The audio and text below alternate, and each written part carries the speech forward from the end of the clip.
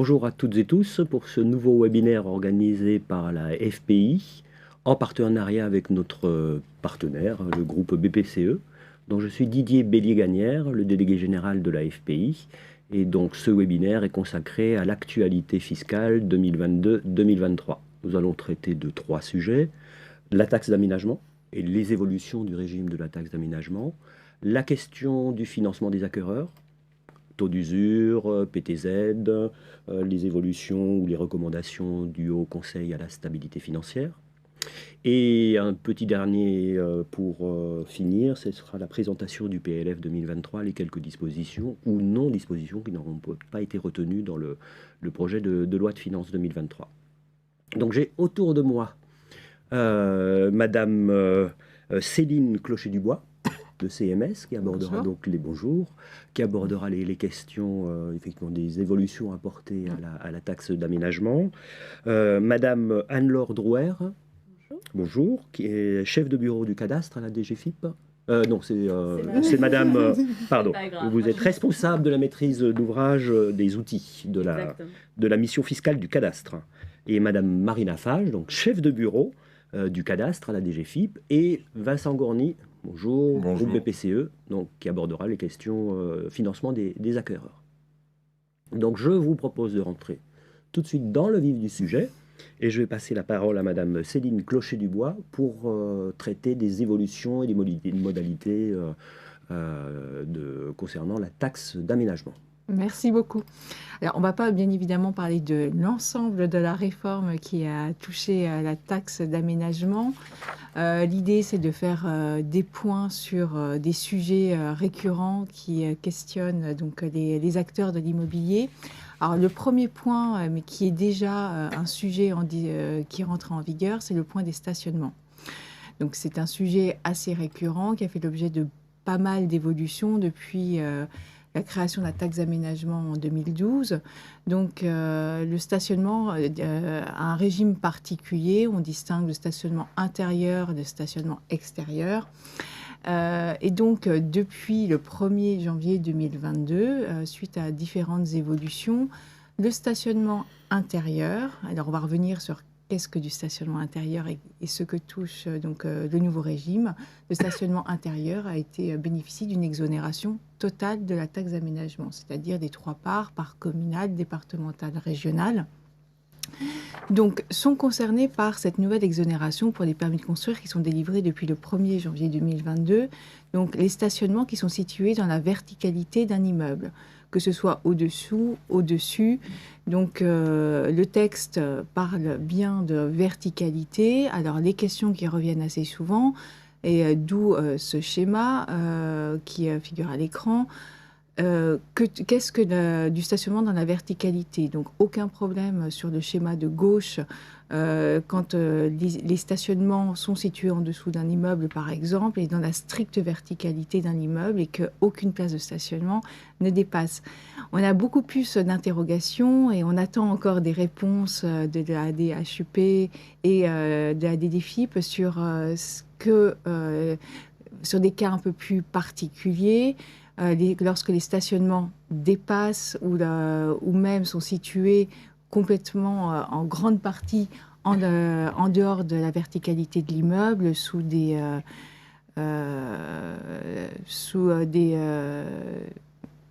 en dehors d'espaces qui ne sont pas construits au-dessus. Alors, on a pas mal échangé, donc je crois qu'il y a encore beaucoup de discussions sur ce sujet. Donc, je m'adresse à vous, à la DGFiP. Tout à fait, oui, effectivement. Alors, la DGFiP intervient de manière tout à fait récente sur ce sujet des taxes d'urbanisme. On aura l'occasion d'y revenir juste après. Donc, à règle inchangée, je dirais. Donc, effectivement, sur ce sujet des espaces de stationnement et cette appréhension de la notion de verticalité qui soulève beaucoup de questions, comme vous le disiez, nous, on est en train de prendre le temps de s'approprier la doctrine existante et d'essayer effectivement de clarifier les différents points. Donc, aujourd'hui en séance, je ne vous apporterai pas de précision très particulière sur les cas évoqués sur le graphique. Mais sachez qu'effectivement, ça fait partie des points qu'on est en train de regarder collégialement avec la DHUP, notamment pour s'approprier les pratiques antérieures et clarifier, et vraiment dans une fin d'homogénéisation et de lever des différents points de questionnement qui peuvent exister pour clarifier ces règles et avoir une doctrine qui soit stable et suffisamment claire et qui couvre l'ensemble des situations. Et uniforme. Et uniforme. Pour une C'est application important, uniforme, tout à fait, c'est ce que l'on recherche. Tout à fait. Donc voilà, il y a pas mal de cas différents sur lesquels on sera amené à réfléchir parce que les exemples sont multiples. Alors lorsque cette exonération s'applique, c'est sur toutes les parts et c'est sur c'est sur le territoire national. Il n'y a plus de sectorisation et ça dépend plus de délibération de certaines collectivités locales. Alors, le traitement différencié, c'est le stationnement qui est à l'extérieur, sur lequel il n'y a pas eu d'évolution. On a toujours un stationnement à la place. Et donc, on reviendra après sur l'évolution des valeurs forfaitaires. Mais donc, pour tout ce qui est stationnement extérieur, la situation est inchangée. De même, la situation est inchangée sur les parcs de stationnement qui font l'objet d'une exploitation commerciale. C'est bien ça. Très bien. Alors, l'autre nouveau dispositif qui est rentré en vigueur lorsqu'on parle d'exonération de plein droit, c'est un nouveau dispositif qui concerne les logements sociaux. Alors, il y a toujours cette exonération qui existe en faveur des logements qu'on appelle très sociaux, qui sont bénéficient d'un financement PLAI, par exemple. On a une nouvelle disposition qui a fait son apparition dans les dispositions à taxe d'aménagement, donc dans le Code général des impôts, qui est une transcription d'une mise en compatibilité par rapport au droit européen pour certains types de logements sociaux qui concernent les organismes HLM, SEM, Société anonyme de coordination entre organismes HLM. Pour ça, on n'a pas encore beaucoup d'informations sur la façon dont ça va se passer, comment l'aide des minimis va se comptabiliser. On parle de comptabilisation sur 3 exercices fiscaux. Oui, tout à fait. Alors, c'est vrai que nous ne sommes pas directement les bonnes interlocutrices sur ce sujet, mais effectivement, les règles méritent vraiment d'être clarifiées, notamment sur les 3 exercices, comme vous l'évoquiez. Ce sont des points qui sont en cours d'expertise, typiquement au sein de l'administration fiscale, pour déterminer une doctrine et des règles qui soient claires. Donc, stabilisation des règles et surtout description de ces règles qui restent à venir dans les prochaines semaines, je l'espère. Très bien. Alors, l'autre point, lorsqu'on parle d'exonération, il y a exonération de plein droit qui a fait l'objet de cet ajout. Autre typologie d'exonération, c'est l'exonération facultative qui est en cours de discussion dans le cadre du projet de loi de finances pour 2023, avec l'ajout d'un nouvel alinéa dans les exonérations facultatives. Alors, quand on parle d'exonération facultative, c'est des exonérations qui sont décidées par les collectivités locales. Donc, on a une liste de possibilités d'exonération. Et donc, c'est le bon vouloir, finalement, de la collectivité locale d'exonérer ou ne pas exonérer suite à l'adoption d'une délibération qui sera adoptée. Alors, juste un point d'ailleurs sur les dates de délibération. Donc, la date butoir a changé sur le moment où chaque collectivité locale doit adopter sa délibération. Avant, c'était le 30 novembre de l'année qu'on a N-1 par rapport aux permis de construire qui sont délivrés en année N. Donc, cette date a également changé. Oui, donc effectivement, cette année, il y avait jusqu'au 1er octobre. Et à partir de l'année prochaine, c'est 1er juillet. Très bien. Donc, il faudra être attentif aux délibérations qui vont être adoptées chaque année et de façon un peu plus anticipée, exactement, par rapport à ce qu'on avait l'habitude de voir. Donc, sur le projet de loi de finances, donc on a cette nouvelle possibilité qui a été mise en place. Donc, cela vise les constructions et aménagements réalisés sur des terrains réhabilités. Alors, le projet de texte vise un certain nombre de cas, certaines dispositions du Code de l'environnement. Alors, qu'est-ce que ça vise, ces dispositions ? Ce sont des dispositions sur les sites et sols pollués et les sites qui sont classés ICPE, donc installations classées pour la protection de l'environnement. Et ça, quel que soit le régime du site ICPE, autorisation, enregistrement, déclaration. Donc, lorsqu'il y aura des projets de construction et d'aménagement qui sont réalisés sur un site qui a accueilli une installation classée, notamment, ou qui a fait l'objet de mesures de remise en état parce que le site était considéré comme pollué. Donc sur ces sites, donc il y aura une possibilité de mettre en place une exonération facultative. Alors juste un point, une question qui me vient par rapport à ce dispositif. Donc lorsque on a ce type d'exonération, cela pourra, c'est une exonération qui s'appliquera sans limitation. En fait, c'est tout projet de construction et d'aménagement, j'imagine. Alors, il me semble, c'est vrai que je vous avoue que je n'ai pas forcément à l'esprit le détail, mais il me semble que c'est effectivement une mesure qui se veut globale pour la zone. J'en profite pour revenir sur ces délibérations et sur ces exonérations. Comme vous le disiez, il y a les exonérations de droit qui s'appliquent de manière uniforme, quel que soit le territoire, et puis vraiment des dispositifs qui sont laissés à la main en termes de décision d'opportunité des collectivités, telles que vous l'évoquiez, qui doivent donner lieu à une délibération. Et une délibération qui se situe toujours en avance de phase. Alors, ça n'a rien d'original en la matière, bien évidemment, mais la délibération telle qu'évoquée Anne-Laure, qui dorénavant, s'agissant de taxe d'aménagement, doit être prise avant le 1er juillet, on est forcément sur une application sur les autorisations d'urbanisme délivrées l'année suivante, typiquement. On est toujours dans cette logique-là. Tout à fait. Donc, on attend donc la version finale de ce texte. Et puis le commentaire qui découleront bien évidemment de façon tout à fait traditionnelle suite à la loi de finances définitive telle que promulguée, et puis la documentation, enfin la doctrine et le BOFIP qui pourront se déclencher derrière. On voit bien l'idée, en tout cas, de ce nouveau dispositif, c'est d'encourager finalement des opérations de construction, d'aménagement sur des sites réhabilités, sur des anciens sites industriels notamment, parce que lorsqu'on parle d'ICPE, c'est souvent des anciens sites industriels. Donc ça, c'était donc la nouveauté du projet de loi de finances pour 2023. Autre modification, alors à venir ou déjà mise en place, c'est l'actualisation des valeurs forfaitaires. Donc là, il y a un certain nombre de projets qui sont impactés. Alors, on parlait de stationnement avant, on va y revenir. Donc, les stationnements sont encore impactés directement. Donc, les stationnements intérieurs sont bien exonérés, pas de souci. Et on verra comment l'administration se positionne pour illustrer les cas d'exonération. Sur les stationnements extérieurs, donc, on va avoir une actualisation des valeurs forfaitaires. Alors, depuis 2012, ces valeurs n'ont pas évolué. On est toujours sur une valeur de 2 000 € la place, et avec la possibilité pour les collectivités locales de porter cette valeur forfaitaire à 5 000 €. Ces valeurs n'avaient jamais été modifiées depuis 2012.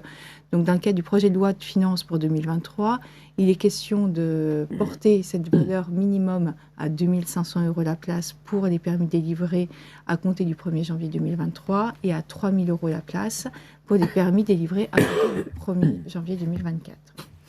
Autre modification, alors là, ça concerne donc la valeur maximum de ces places de stationnement qui pourrait être portée jusqu'à 6 000 € par emplacement pour les permis délivrés à compter du 1er janvier 2024. Donc, il y a une réévaluation qui n'est pas si surprenante que ça lorsqu'on sait que il y a eu ces montants n'ont pas évolué. Et alors, on parle d'absence d'actualisation. Du coup, c'est quelque chose qui va rentrer en vigueur également. Donc, une actualisation qui va se faire en fonction du dernier indice du coût de la construction. Tout à fait, oui, effectivement. On est dans une logique d'actualisation de ces valeurs, de façon assez peu originale, on va dire, mais sur des montants, enfin, comme vous le disiez, forfaitaires qui n'avaient pas évolué ces dernières années. Donc, ces nouvelles valeurs vont s'appliquer, selon les cas, comme vous le disiez, pour les permis, les autorisations d'urbanisme délivrées à compter respectivement du 1er janvier 2023 ou 2024. Et ces éléments-là seront pris en compte dans le calcul des taxes d'aménagement qui, dorénavant, pour les autorisations d'urbanisme déposées, les demandes d'autorisation d'urbanisme déposées à compter du 1er septembre 2022 par l'administration fiscale. Mais on y reviendra tout à l'heure. Tout à fait. Alors, autre actualisation, qui paraît un peu plus anecdotique, mais c'est une actualisation quand même, donc, qui est déjà rentrée en vigueur, c'est dans la loi de finances rectificative pour 2022, ça concerne les piscines. Donc là aussi, pas de réactualisation depuis 2012, et donc une réactualisation Donc on passe de 200 à 250 € par mètre carré de piscine. Alors on a parfois des questions qui nous sont posées sur qu'est-ce qu'une piscine, piscine intérieure, piscine extérieure, est-ce qu'il y a une profondeur pour les piscines, est-ce qu'un bassin est considéré comme une piscine et doit être taxé. Je crois qu'on n'a pas encore vraiment de réponse sur ce point-là. Non, alors, comme je le disais tout à l'heure, on est dans une phase de reprise de tout le cursus législatif et réglementaire, bien sûr, qui est incombé aux taxes d'aménagement, avec le souhait, effectivement, de lever, de préciser, mais de façon assez classique au sein de l'administration fiscale, les différents points de questionnement qui peuvent apparaître, ainsi de suite. La définition des piscines, mais des piscines taxables ou non taxables, telles qu'on peut avoir ce type de sujet d'un point de vue foncier de manière large. Donc, ça fait partie des points de clarification qui sont identifiés et sur lesquels on travaille, pour avoir, là aussi, encore une fois, une position suffisamment précise, point numéro 1, et pour que puisse en découler une application homogène et sécurisée vis-à-vis de l'ensemble des acteurs de la chaîne, et notamment les redevables, bien sûr. Alors, le dernier point d'actualisation sur lesquels on rencontre parfois des difficultés d'interprétation et par rapport donc, aux décisions qui peuvent être prises par les collectivités locales. Parfois, les porteurs de projets considèrent que ça peut être des décisions un peu plus d'opportunité de certaines collectivités locales. C'est tout ce qui a trait à la modification des taux. Donc, les taux peuvent être majorés par les communes. Donc, le taux maximum donc, est de 5% pour la part communale de la taxe d'aménagement. Elle peut être portée à 20%. Et donc, il y a une modification qui a été apportée à la façon dont on pouvait... les raisons qui pouvaient justifier la majoration de ce taux. Donc, il n'y a plus de référence au principe de proportionnalité, qui était quand même un principe phare et qui avait fait l'objet de plusieurs décisions du Conseil d'État, où le Conseil d'État rappelait toujours que la fiscalité des taxes d'urbanisme qui pouvaient être rappelées par les collectivités locales devait bien être proportionnelle et tenir compte du projet du redevable. Donc on ne pouvait pas exiger une taxe qui soit sans lien avec le projet, aux besoins propres du porteur de projet. Donc ce principe de proportionnalité a été supprimé. Donc, ce qui laisse entrevoir certaines dérives. Alors, peut-être qu'on s'inquiète pour rien. On a toujours le souci d'être guidé par ce principe de régularité juridique des délibérations que peuvent adopter les communes. Donc, aujourd'hui, dans les nouvelles dispositions qui permettent à une commune de majorer son taux et de le porter jusqu'à 20%, donc c'est le nouvel article 1635 quater N du CGI qu'on avait auparavant donc dans le code de l'urbanisme. Donc il est possible de majorer donc ce taux si l'importance des constructions nouvelles sont nécessaires à la réalisation de travaux substantiels de voirie, de réseaux, de restructuration, de renouvellement urbain, création d'équipements publics généraux. Donc il y a un certain nombre d'exemples qui sont donnés, mais le principe de proportionnalité a été supprimé. Est-ce que, on peut s'interroger, est-ce qu'il y a encore un intérêt pour un porteur de projet de se placer dans un taux majoré de taxe d'aménagement? Est-ce qu'on ne va pas basculer plus vers du projet urbain partenarial, le PUP, alors il y a eu une sorte d'engouement à un certain moment pour le PUP, un peu moins ces derniers temps, mais pourquoi pas avec cette évolution textuelle pour les porteurs de projets de favoriser finalement ce mode de taxation. C'est une question qui se Oui, c'est une question qui se pose, tout à fait. Alors, je n'aurais pas la prétention, effectivement, de parier schématiquement sur l'impulsion que cela va donner ou pas. J'en profite peut-être pour signaler un point puisque vous évoquiez la régularité des délibérations telles qu'elles peuvent être prises par les collectivités, et parce qu'on a régulièrement la question, le transfert de la mission de liquidation des taxes d'aménagement et taxes d'archéologie préventive à l'administration fiscale, à la DGFiP, n'impacte aucunement la boucle du contrôle de légalité les délibérations à proprement parler, qui continuent de relever des services de préfecture. Et donc, notamment, l'outil Delta, le référentiel des délibérations tel qu'il est mis en place, et donc alimenté par les collectivités. C'est une alimentation qui se situe après contrôle de légalité, qui n'interfère aucunement avec le contrôle de légalité. Donc, les services départementaux des finances publiques sont parfois sollicités, enfin sont nouvellement sollicités, s'agissant de questionnements sur la validité, sur la régularité des délibérations en matière de taxes d'aménagement. Cela reste réellement les services de préfecture qui prennent en charge ce rôle. Et ce rôle n'incombe aucunement au service de la DGFiP. Bien sûr. Alors, vous parliez de Delta, donc du coup, je vais rebondir sur ce point. Donc, en pratique, on a parfois des difficultés à obtenir les délibérations des collectivités locales, alors surtout des communes, en fonction de leur taille, en fonction de la disponibilité des services. Lorsque je parle de délibération, c'est bien sûr pas forcément qu'une seule délibération, pas forcément que la délibération qui fixe le taux. Celle-là, on arrive encore assez vite à l'obtenir.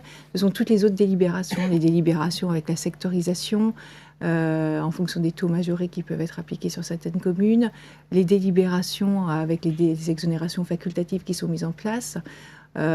Certaines communes annexent à leur PLU la carte avec les taux majorés, mais on n'a pas forcément accès à toute l'intégralité des délibérations. Vous parliez de l'outil Delta. Alors, je ne crois pas que tout le monde sache ce que c'est. Je vous laisserai expliquer ce que c'est, mais pour le moment, en tout cas, il n'y a pas de base de données qui permettent d'accéder à l'ensemble des délibérations pour les contribuables. Exactement. En ouverture large, on va dire, effectivement, cela n'existe pas. Alors peut-être quelques points d'explication, effectivement, sur ce qu'est ce référentiel de délibération, puisqu'on parle vraiment de cela. En matière de taxes d'aménagement, à très court terme, c'est ce périmètre-là. Mais bien évidemment, enfin, on peut envisager dans le futur une extension du périmètre et de rajouter dans cet esprit de référentiel et de partage d'informations liées aux délibérations d'autres éléments de fiscalité en tant que tels. Donc aujourd'hui, c'est uniquement les délibérations relatives aux taxes d'aménagement. Et donc, c'est... Premier point sur la formalisation des délibérations, et vous évoquiez la sectorisation. Dorénavant, le modèle de délibération est normé en matière de taxes d'aménagement, et notamment pour les situations de sous-sectorisation, de sectorisation infracommunale. Les communes sont tenues de déterminer avec précision, et donc avec des références cadastrales, le contour des différentes zones. Ce qui a vocation à lever parfois des ambiguïtés qui pouvaient exister sur la détermination de ces secteurs et qui induisaient des difficultés parfois dans l'appréciation du bon taux à appliquer et des bonnes conditions à appliquer. Donc ça, c'est le premier élément pour tendre vers une situation plus finement détaillée, on va dire, en matière de connaissance des différents secteurs. Les communes enfin les collectivités, plus exactement au sens large, sont tenues dorénavant de transmettre ces délibérations, donc encore une fois après contrôle de légalité, à l'administration fiscale via un nouveau service, donc pour alimenter ce fameux référentiel de délibération. Donc ce service, il est accessible sur le portail internet de la gestion publique, qui est un service traditionnellement utilisé par les collectivités pour leur dialogue avec l'administration fiscale, on va dire. Et donc, cet outil, donc les communes peuvent aller valoriser les nouvelles délibérations, bien sûr, consulter les délibérations connues de l'administration fiscale, et ça sert notamment à des fins de vérification, on l'a vu dans le cadre de la mise en place de ce référentiel. Et donc, sur la base de ce référentiel, ça va être un outil précieux pour la liquidation des taxes d'aménagement, puisqu'on va, du côté gestion, s'appuyer directement sur ce référentiel des délibérations, et là où donc les agents des DDT rechercher et valoriser unitairement, je dirais, les taux et exonérations appliqués sur chaque dossier. Nous, on va mobiliser, grâce à ce référentiel, les informations de manière plus directe. Donc, la qualité et l'exhaustivité de l'information de ce référentiel est vraiment un élément prégnant dans la qualité de la liquidation qui en découlera. C'est un outil qui, aujourd'hui, est réservé aux agents de l'administration dans le cadre de ces missions, et aux collectivités, comme je l'évoquais.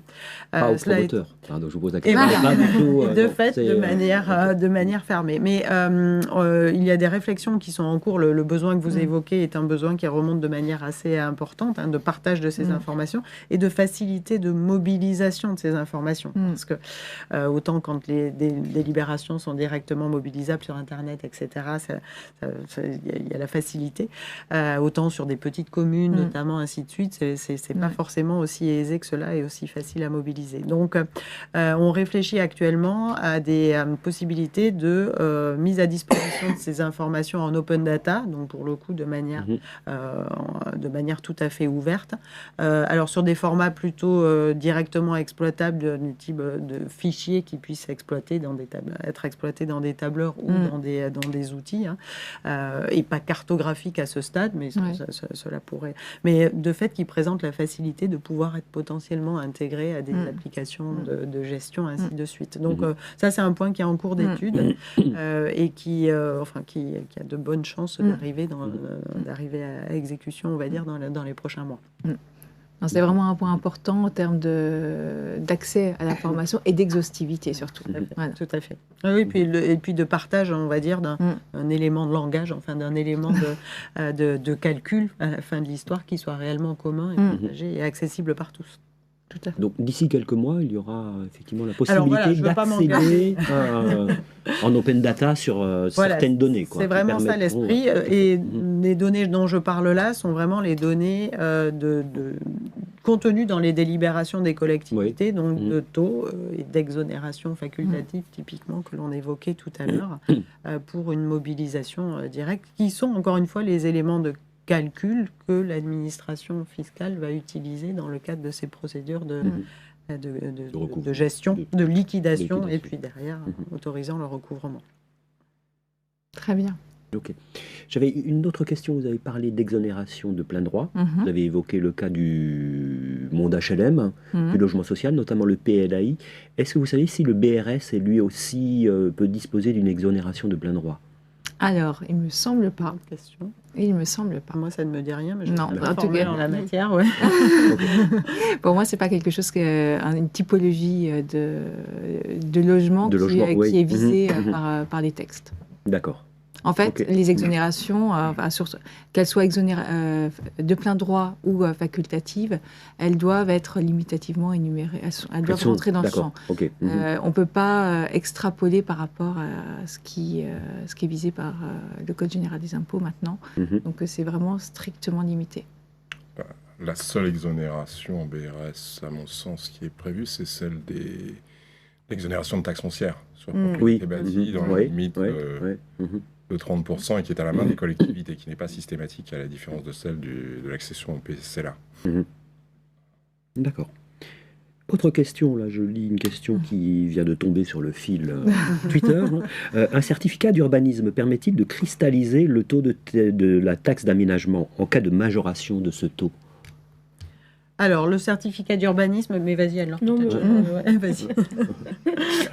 Non, mais vas-y. Le certificat d'urbanisme permet vraiment de sécuriser effectivement la projection, y compris en matière de conditions, on va dire, liées à l'autorisation d'urbanisme, et de la sécuriser dans le temps, de l'inscrire dans le temps. Donc, effectivement, le certificat d'urbanisme permet de stabiliser, on va dire, une situation en matière de taux et exonération qui pourra être celle à laquelle on se référera pour le calcul des taxes d'aménagement à la fin de l'histoire et qui peut présenter un intérêt, une vertu typiquement, notamment si on est dans une logique ascendante des taux pour les collectivités d'implantation du projet. Exactement. Donc ce dispositif, mais alors pour le coup, enfin il n'y a rien de nouveau en la matière, ces certificats d'urbanisme existent aujourd'hui et le régime le régime n'a pas du tout été modifié.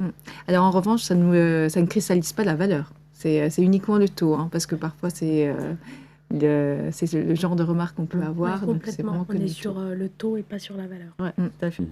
C'est vraiment, on sacralise l'environnement, on va dire, qui va permettre le calcul en tant que tel. Très bien.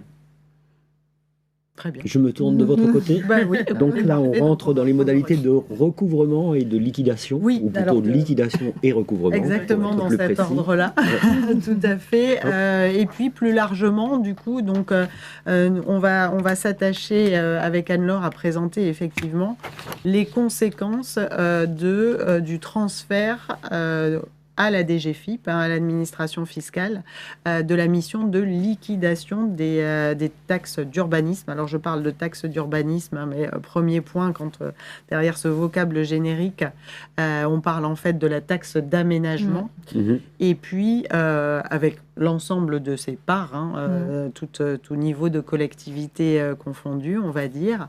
Donc, taxe d'aménagement et taxe d'archéologie préventive, c'est-à-dire par logement de la redevance d'archéologie préventive. Par logement et uniquement par logement. Les autres, la redevance d'archéologie préventive concernant d'autres types de biens qui ne sont pas des logements, continue d'exister, bien évidemment, mais continue d'être gérée comme avant, schématiquement. Donc, c'est sur ce périmètre-là que l'administration fiscale reprend la main en matière de calcul, de liquidation, d'émissions, des montants à payer, et bien évidemment de tout ce qui en découle, à savoir le contentieux, les éventuelles impositions correctives, ainsi de suite. C'est vraiment l'ensemble. Et cette mission, elle est transférée, alors non pas pour l'ensemble des taxes d'aménagement et taxes d'archéologie préventive, c'est vraiment pour le flux de nouvelles demandes d'autorisation d'urbanisme. On a vraiment une logique stock et flux.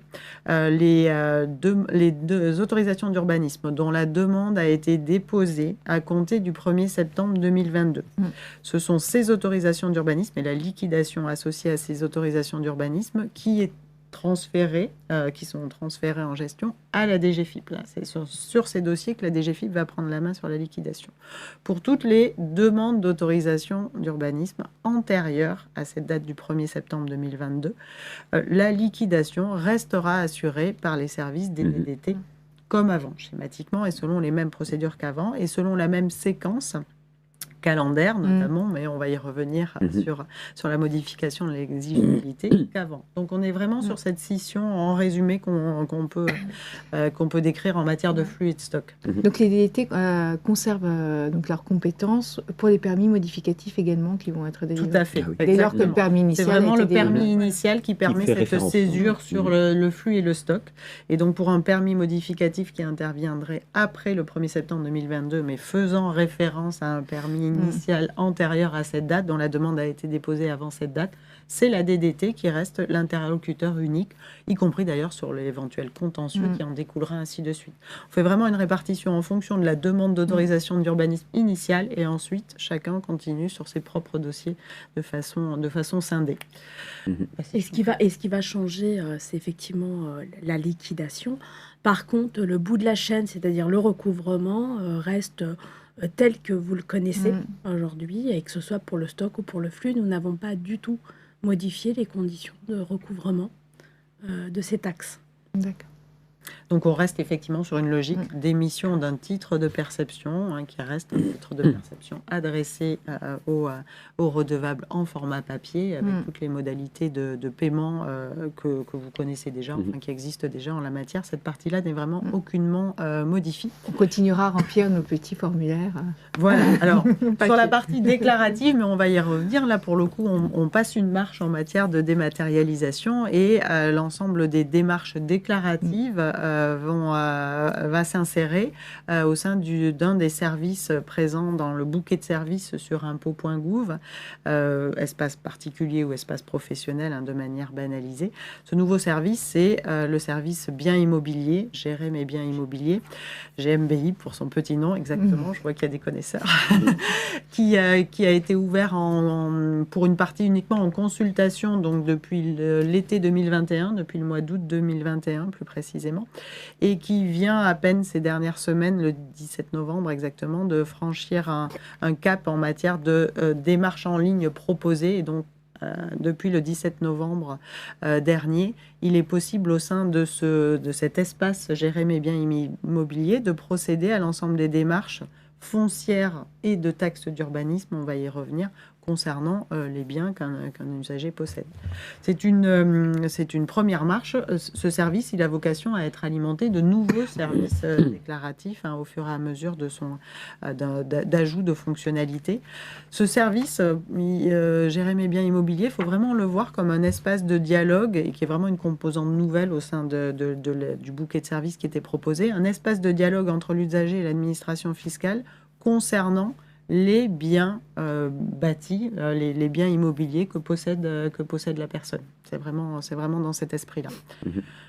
Donc, pour revenir plus précisément sur le transfert de cette mission, oui, allez-y. Petite question sur le transfert, puisque dans votre slide, vous parliez du transfert, de la liquidation de la part logement de la taxe d'archéologie préventive. Ça va au-delà, en fait, le transfert, ça ne porte pas que sur la part logement, elle porte sur l'ensemble...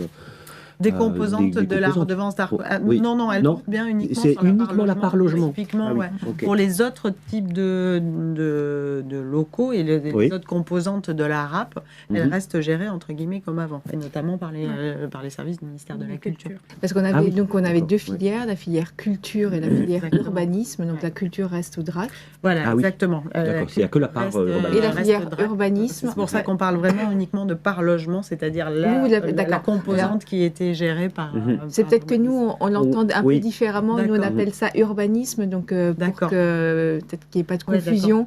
C'est donc la redevance d'archéologie préventive telle qu'on la connaissait avant et qu'on a déclarée, qui était appelée donc dans les 12 mois après la délivrance du permis de construire. Exactement. C'est de celle-là dont on parle et sur laquelle il y a un transfert culture qui ne concerne pas les autorisations d'urbanisme. Elle reste au DRAC. Elle reste au DRAC, exactement. C'est tout à fait ça. Mais merci de la question, ça permet de le préciser, effectivement, dans un vocabulaire qui est plus audible par tout le monde.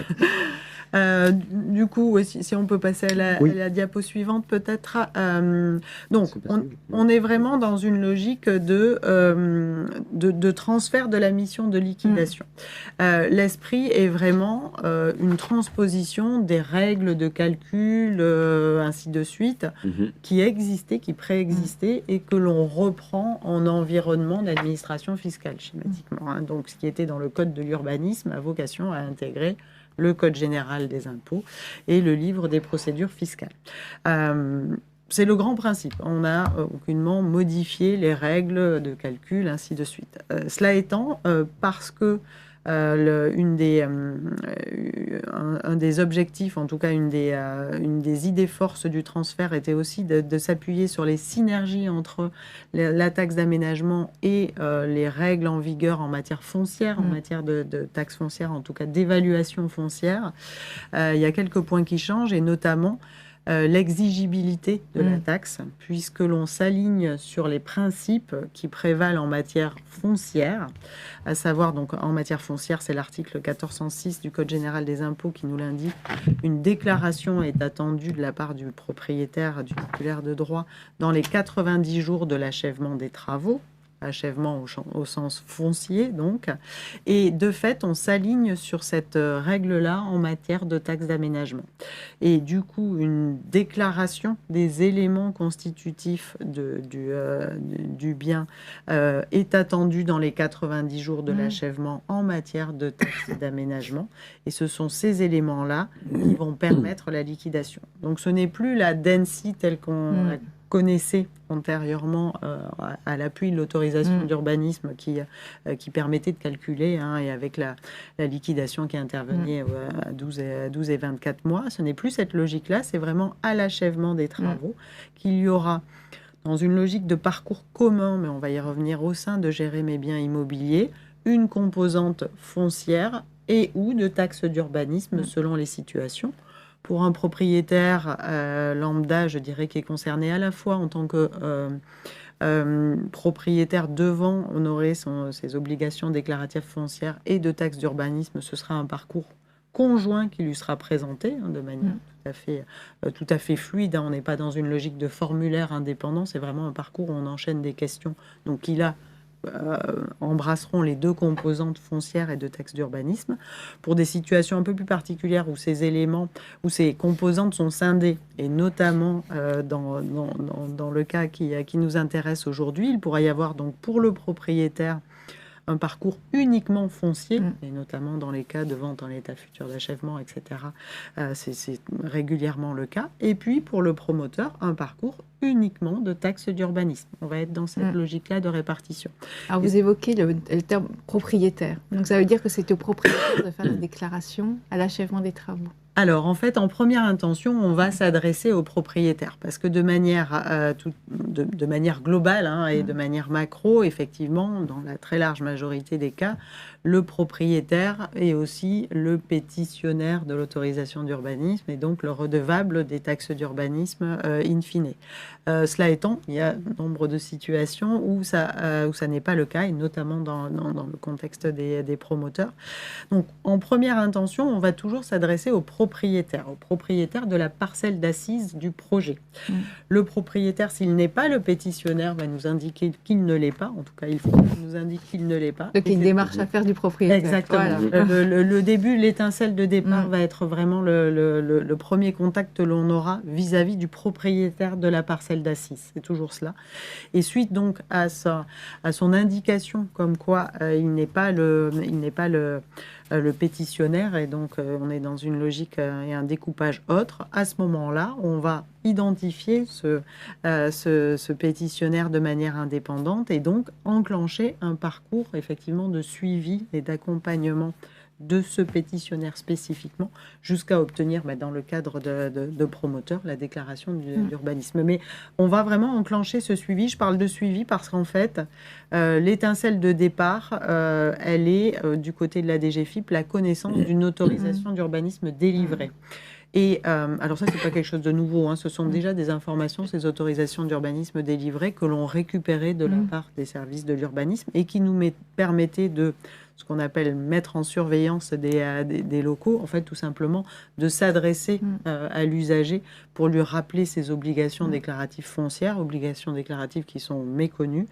Contrairement à la déclaration de revenus, chaque année on n'a pas cette récurrence qui fait que les usagers maîtrisent ces obligations déclaratives, donc les usagers tout à fait de bonne foi peuvent ne pas savoir qu'ils ont à déposer une déclaration foncière. Parfois, en plus, il y a des mélanges, des confusions avec la déclaration d'achèvement au sens urbanistique. Donc, dès connaissance de cette autorisation d'urbanisme, nous, on va enclencher un dialogue qui maintenant va être réalisé via cet espace géré mes biens immobiliers. Dialogue avec l'usager pour lui demander dans un premier temps quelle est la nature de ses travaux et quelle est la date d'achèvement prévisionnelle. Et puis ensuite, par ce même mécanisme donc d'envoi de notification par mail à l'usager concerné, usager au sens particulier, au professionnel bien sûr, on va régulièrement se rappeler à son bon souvenir pour lui demander de venir, donc typiquement une fois la date d'achèvement prévisionnelle atteinte, on va lui demander de venir déclarer ou de venir nous indiquer une nouvelle date d'achèvement prévisionnelle si du retard a été pris, ainsi de suite, jusqu'à atteindre l'achèvement réel de cette construction et donc là, lui permettre de dérouler le parcours déclaratif qui, encore une fois, comprend une composante foncière et ou de taxe d'urbanisme en fonction des situations. Donc c'est vraiment un nouveau canal de dialogue avec l'usager que l'on met en place. Ouais.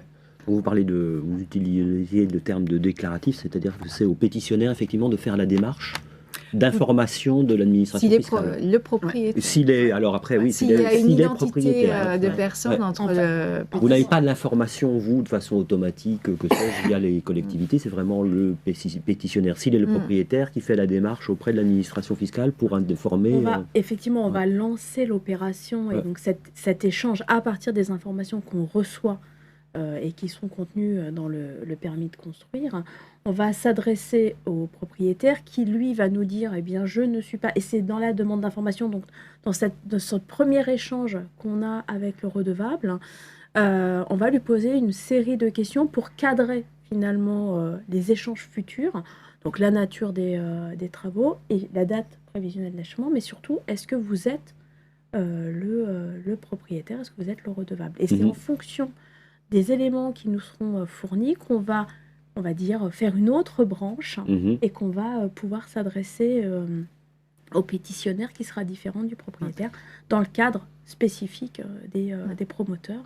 Et effectivement, on s'adressera à ces promoteurs en leur offrant un parcours qui leur sera dédié, qui sera purement taxe d'urbanisme, et dans lequel on leur posera des questions pour bien cibler les éléments qui seront à déclarer. Et c'est vraiment cette synergie et ce dialogue avec le propriétaire et ou le pétitionnaire sous forme de questions-réponses et qui gomme, et c'est pour ça qu'on parle de simplification pour l'usager, puisque ça gomme un peu les spécificités et la complexité de déclaration papier où effectivement on ne peut pas préciser les termes. Là, on passe vraiment sur un parcours intuitif et qui va se profiler au fur et à mesure des réponses qui sont apportées aux questions et avec des infobulles qui permettent quand même de savoir quelles sont les notions qui sont attendues et pour gommer un peu les spécificités et vulgariser un petit peu les termes, même si on garde toutes les spécificités que nous avons, notamment en matière de surface, mais on les explicite un peu, que ce soit beaucoup plus lisible pour le redevable, plus lisible que sur une déclaration sur laquelle on doit regarder une notice qui, en général, est assez fouillie. Oui. Alors moi j'ai une question. Qui pourrait in fine remplir donc, les déclarations pour générer la taxation? Comme c'est un espace personnel via GMBI, est-ce que ce n'est pas finalement seul le propriétaire, même si le propriétaire déclare que ce n'est pas lui qui est le bénéficiaire du permis de construire, c'est quand même le propriétaire in fine qui doit faire cette déclaration, ou il y a une délégation qui peut être faite Alors, en fait, on a vraiment une logique où on va s'adresser par défaut au propriétaire de la parcelle d'assises. Prenons le cas, on reviendra juste après à la situation des promoteurs, mais dans le cas de la construction d'un pavillon, typiquement, sur un terrain dont la personne est propriétaire. Le propriétaire va être sollicité en première intention. C'est bien lui qui va être tant responsable de l'évaluation foncière que de la que redevable des taxes d'urbanisme. Dans le premier contact, la demande d'information auprès de cet usager, il va nous dérouler les questions, nous demander sa date d'achèvement, et on va revenir vers lui au moment de l'achèvement pour avoir ce cumul des questions tant en matière d'évaluation foncière que de taxes d'urbanisme et liquidation des deux.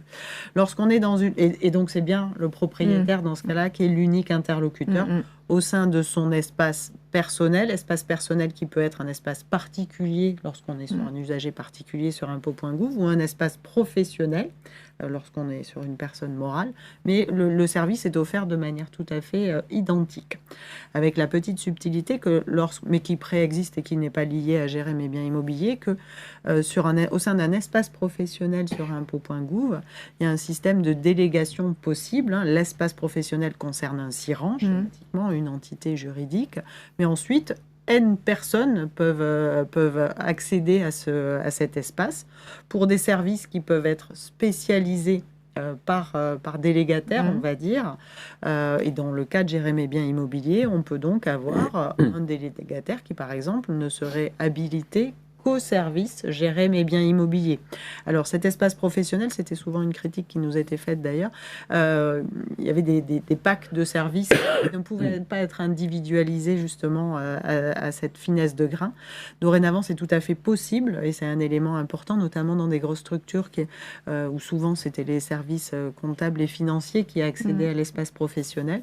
Là, on peut très bien avoir maintenant pour un SIRAN identifié un délégataire, appelons-le comme ça, qui serait habilité uniquement au service gérer mes biens immobiliers. Donc, ce qui revêt vraiment un intérêt important pour des questions de confidentialité. On peut vraiment spécialiser par rapport à la branche d'intervention du délégataire concerné. Je reviens sur ma situation, donc pas aussi limpide et pas aussi simpliste que la construction d'un pavillon. Lorsqu'on est sur un propriétaire de la parcelle d'assises, donc encore une fois, qui est la personne qu'on va contacter en première intention, vraiment. S'il nous indique effectivement qu'il n'est pas le pétitionnaire de cette autorisation d'urbanisme et que nous identifions un autre redevable des taxes d'urbanisme, dans ce cas-là, on va vraiment enclencher une fois qu'on connaît ce redevable, in fine. On va dérouler un processus de surveillance, mais pour ce redevable, pour le promoteur, vraisemblablement dans le cas qui nous concerne, où l'accès va se faire via le service Gérer mes biens immobiliers du SIRAN concerné. Donc ensuite, c'est vraiment au sein de c'est cette personne-là qu'on va identifier comme étant le redevable potentiel, à qui on va s'adresser, avec la logique de délégation que j'évoquais tout à l'heure, qui peut tout à fait s'appuyer sur le SIRAN du promoteur, je résume, mais c'est vraiment ça, que d'avoir effectivement avoir un délégataire qui pourra intervenir sur le service Gérer mes biens immobiliers. Mais... La seule différence, ça sera finalement un architecte qui déclarait jusqu'à présent, dans la majeure partie des cas, donc... le volet des NCI, des permis de construire. Donc lui, manifestement, ne le remplira plus.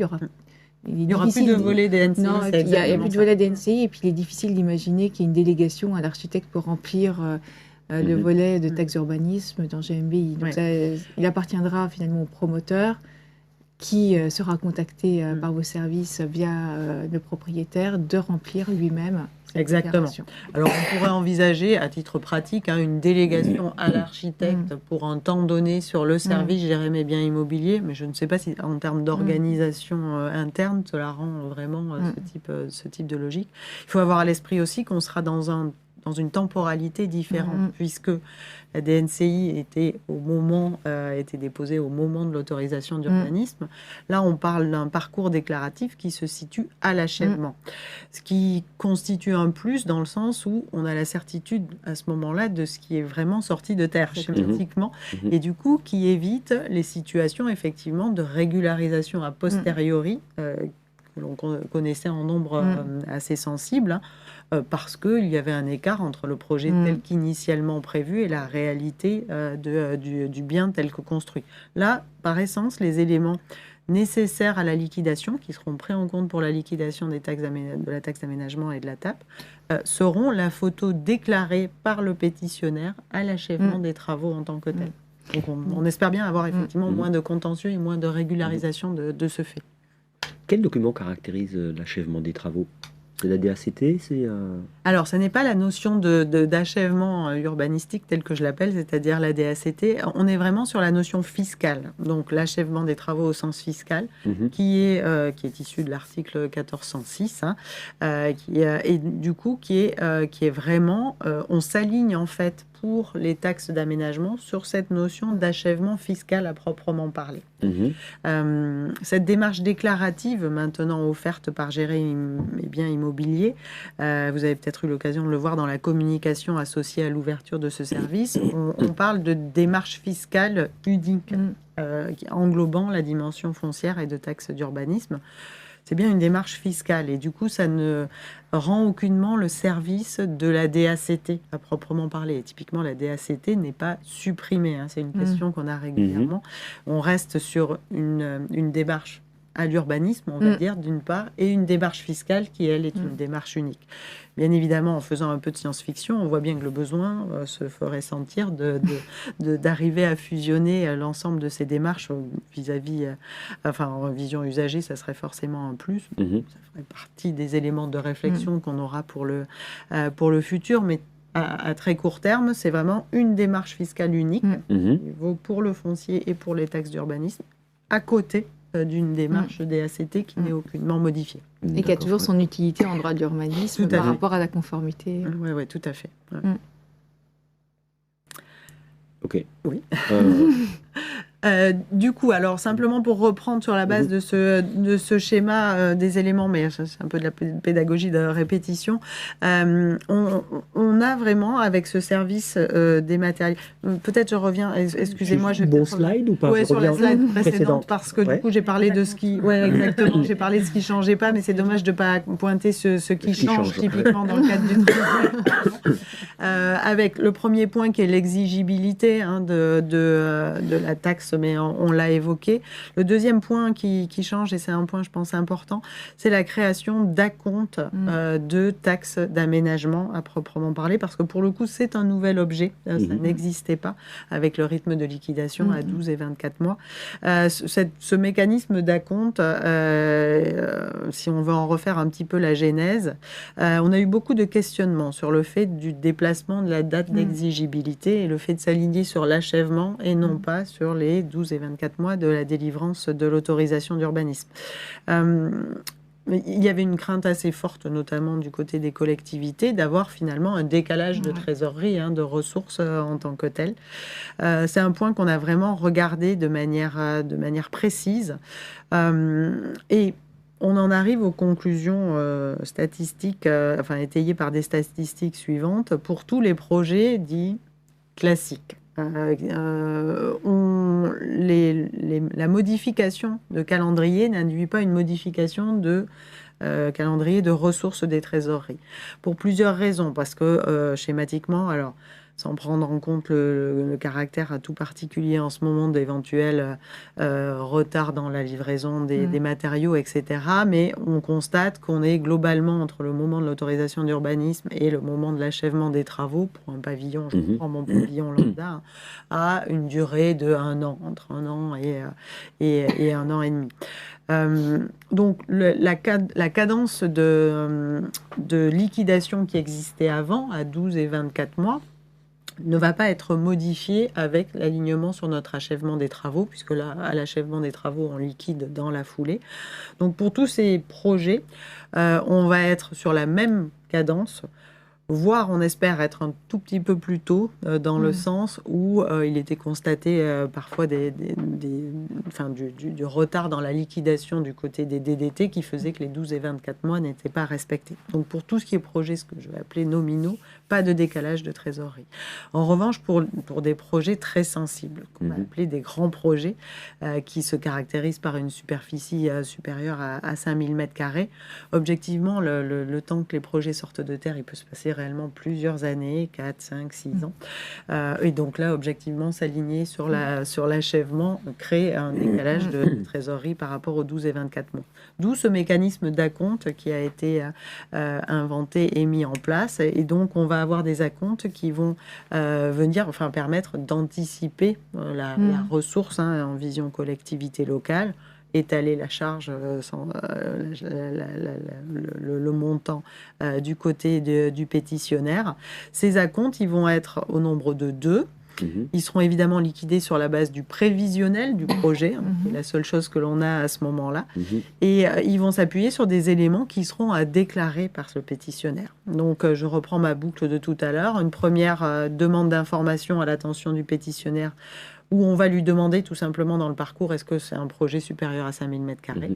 Pour les cas où c'est un projet supérieur à 5000 m², on va avoir ce qu'on appelle une déclaration d'acompte qui va lui être demandée. Donc, dans 6 mois après cette demande d'information, on va revenir toquer à sa boîte mail pour lui demander de dérouler une déclaration d'acompte sur la base des éléments prévisionnels, avec les éléments de surface, etc., les éléments classiques, on va dire, de liquidation, qui va nous permettre de liquider, donc à 9 et 18 mois, 2 acomptes respectivement de 50% et de 35%.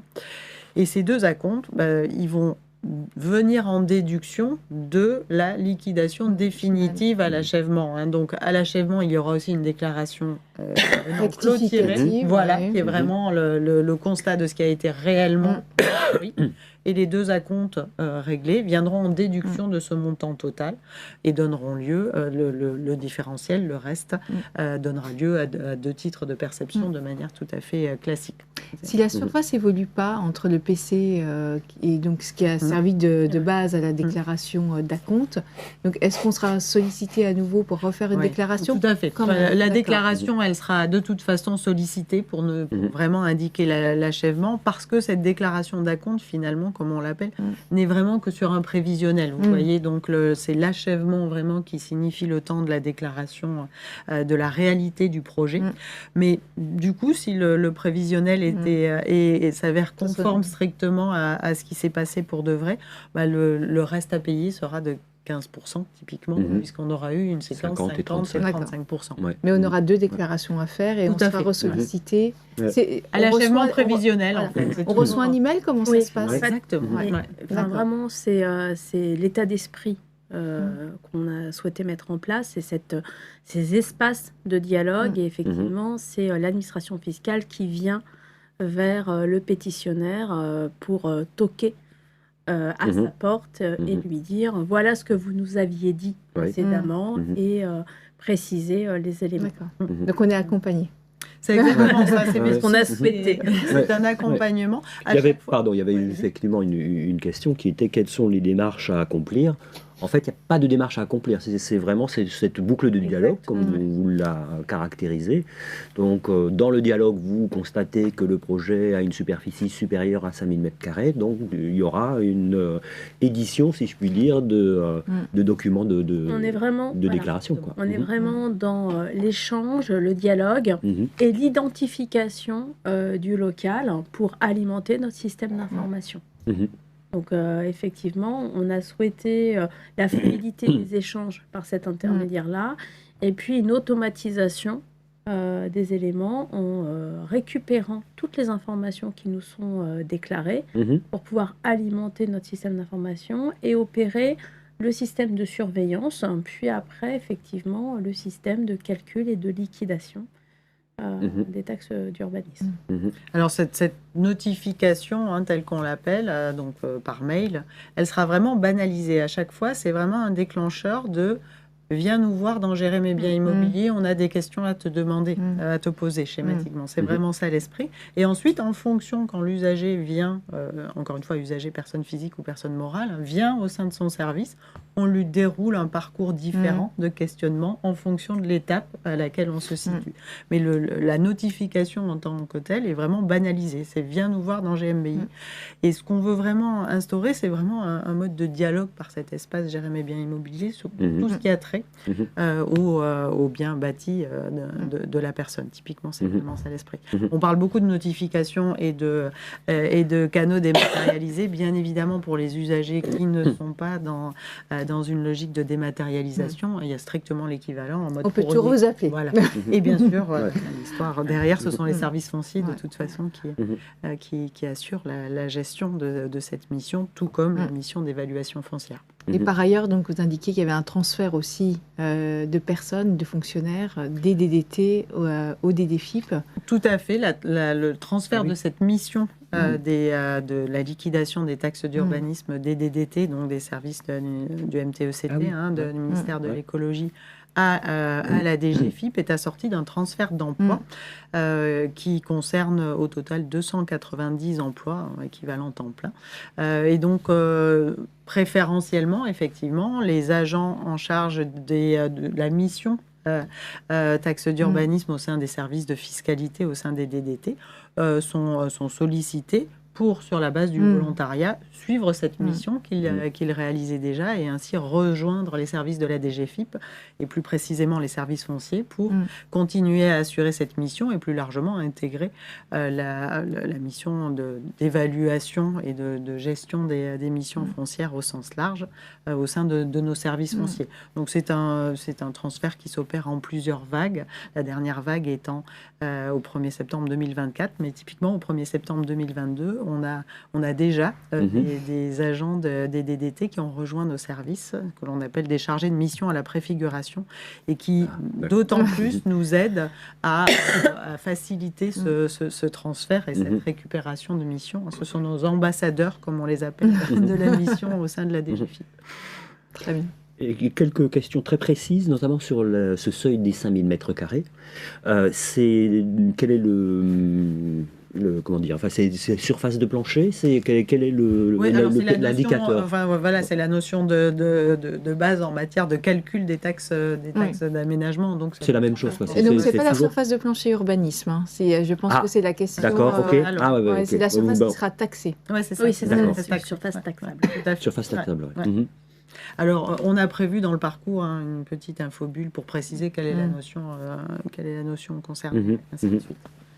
Et puis, bien évidemment, on sera à l'écoute des premiers mois de déclaration pour ajuster notre parcours et clarifier les points qui mériteraient de l'être. Ouais. Une question aussi en cas de permis de construire modificatif, mais ça vous l'avez dit, que la boucle justement permet de recalibrer le montant de la taxe. Oui, tout à fait. Et puis, encore une fois, étant donné qu'on est sur une déclaration des éléments à la fin de l'histoire, schématiquement, à l'achèvement. Oui, sauf pour les acomptes. Voilà, les acomptes auront été calculés en fonction du prévisionnel, mais à l'achèvement, on se base sur la situation telle qu'elle existe et telle qu'elle est. D'accord. En fait, c'est pas tant, il n'y aura pas un dialogue en cas de permis de construire modificatif, c'est plutôt à la toute fin où il y aura une correction, un réajustement. Aussi un réajustement au fil de l'eau. Non, on est vraiment sur du prévisionnel au départ. Et puis, on règle le sujet à la fin quand les éléments sont définitifs. Mais il y aura eu un transfert d'informations de toute manière sur le site, non? Enfin, vous serez au courant qu'il y a eu un permis modificatif. Tout à fait. Alors, ça fait partie des informations, effectivement, que l'on, alors pour être transparente, que l'on va commencer à récupérer, parce que jusqu'alors, c'était des informations dont on ne disposait pas à la DGFiP, mais que l'on va récupérer pour justement accompagner au mieux ces situations-là, y compris ces situations-là, qui sont quand même des situations assez fréquentes, tout à fait, notamment sur les grands projets. En cas d'un grand projet, toujours au-dessus des 5000 m², et en cas de recours également contre le permis de construire, qu'est-ce qui se passe? Le prélèvement est suspendu ou Alors, sur la compte, il aura été lancé, donc effectivement, et puis on pourra avoir un contentieux par la suite.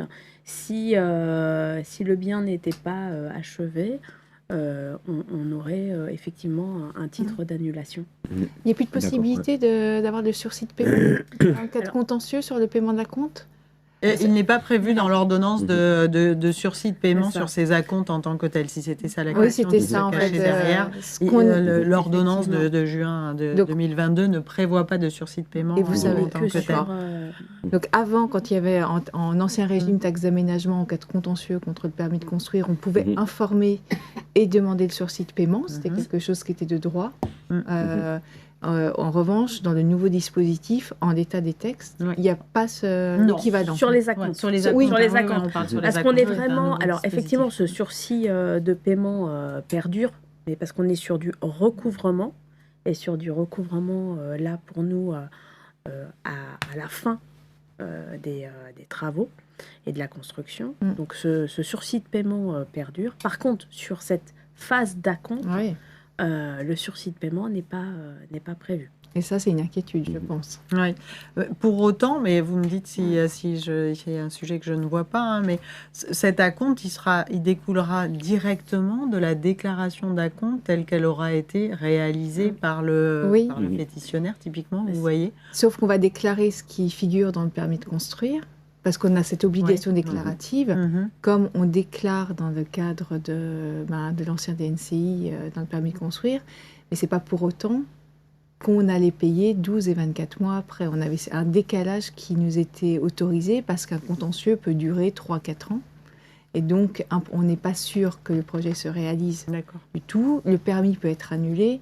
Et donc, d'accord, c'est plus du contentieux lié à l'autorisation d'urbanisme. Donc le projet ne peut pas se faire, donc il serait, à mon avis, tout à fait opportun. Et puis on parlait d'absence d'évolution finalement des règles de calcul, etc. Mais ça, c'est un droit qui est assez fondamental parce qu'il y a beaucoup de projets qui font l'objet de contentieux. On parle des gros projets, des petits projets peut-être un peu moins, mais sur les gros projets, il y a beaucoup de contentieux, des délais assez longs.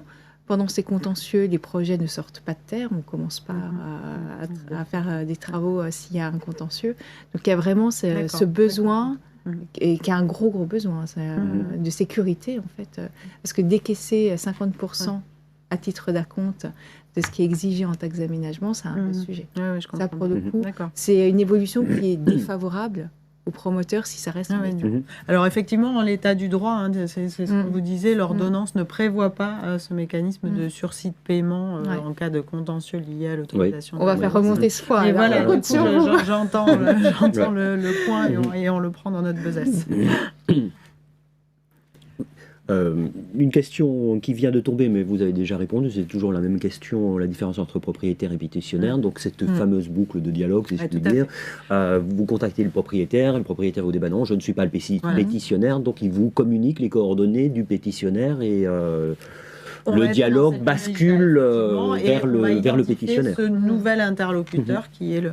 Mais effectivement, enfin, et c'est vraiment un point important et à avoir à l'esprit, je pense, notamment quand la personne n'est pas la même, parce que par défaut, en première intention, nous, on va s'adresser aux propriétaires de la parcelle d'assises. C'est vraiment un point important et qui a la main pour nous donner une information qui, notamment sur le fait qu'il n'est pas le redevable des taxes d'urbanisme. Donc le propriétaire doit être extrêmement vigilant. Donc il y a un point de dialogue de vigilance à attirer, effectivement. Oui, tout à fait. On a fait le tour? Écoutez, je pense que finalement, nous avons bouleversé la présentation. On a à peu près évoqué tous les sujets, donc tout cela n'est pas grave. Parfait. Pour ceux qui nous écoutent et qui nous regardent, de toute façon, le PowerPoint sera mis à disposition, donc ils auront la possibilité de regarder un petit peu plus précisément tous les schémas que vous avez faits. Et on est dans les temps, donc on va passer au deuxième sujet. Les acquéreurs, la question du financement des acquéreurs en 2022 avec quelques sujets, le Haut Conseil à la stabilité financière, le taux d'usure, le PTZ, etc., etc. Et Vincent, je vous passe la parole. Merci Didier. Peut-être quelques éléments déjà de contexte pour savoir dans quel contexte nous sommes aujourd'hui sur le plan immobilier et sur le plan crédit. Ce sera encore une bonne année 2022, c'est ce que je nous souhaite aussi pour 2023, même si on sait que ce sera plus difficile. Le marché tel qu'il s'est présenté en 2022 nous permet de penser qu'on va dépasser encore une fois plus d'1,1 million transactions cette année, et ça sera encore finalement dans une lignée historique, même si on a constaté un repli qui est d'environ, qu'on pense être d'environ effectivement de 5%. Et du point de vue des prix, les prix ont continué à grimper puisqu'on table sur une augmentation des prix de 6,4% en un an. On a regardé ça au troisième trimestre 2022. En un an, donc on a des prix qui continuent à grimper, même si ça s'est tassé dans les grandes métropoles et que ça a un peu émergé effectivement dans un certain nombre de villes de province avec les phénomènes que vous connaissez. Et donc la production de crédit immobilier reste en phase, bien évidemment, avec ce marché immobilier et avec ce nombre de transactions. Ça veut dire aussi qu'on a aussi un petit repli. Mais cette production sera bonne cette année. Ce qui nous inquiète un peu plus, mais ça les promoteurs le savent, c'est le marché du neuf, avec effectivement des autorisations de permis annoncés qui cachent un peu la réalité des mises en chantier et du stock de logements qui se profile. Et donc c'est évidemment source d'inquiétude pour les adhérents de la fédération. Voilà. Du point de vue des taux, alors c'est le grand phénomène de l'année 2022. Les taux d'intérêt, comme vous le savez, ont monté. Et puis, ils ont monté à la fois assez fortement et puis aussi très rapidement cette année, ce qui a effectivement surpris tout le monde. Pour autant, il faut relativiser malgré tout le phénomène. D'une part, on était sur des taux qui étaient, pour pas dire anormalement, historiquement bas depuis des années. Voire effectivement, dans certains cas, nous avions des coûts de refinancement qui ont été à un moment donné quasi négatifs. Et d'une part, d'autre part, nos taux restent quand même très bas par rapport aux taux européens. Il faut savoir que cet écart, en plus, s'est accentué. C'est-à-dire que s'il y a un an, on était en dessous de 20 points de base par rapport aux taux européens, on est en dessous maintenant de 90 points de base environ. Donc on garde effectivement une forte maîtrise de nos taux avec notre fameux taux fixe à la française.